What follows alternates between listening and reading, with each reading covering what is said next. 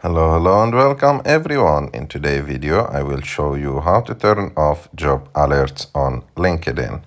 To do this, it's very simple. You have just to go to LinkedIn, open the app. After that, go to jobs on the bottom right of the screen. And after that, go to whatever job that you want to look for. Click. And as you can see in the bottom of the screen, it tells you that this job search alert is on. You have just to click on it and it will be turned off. I hope that you like this video. If you like this video, don't forget to subscribe to our channel. If you have any question, don't forget to put it in the comment and I will be sure to answer all of your questions.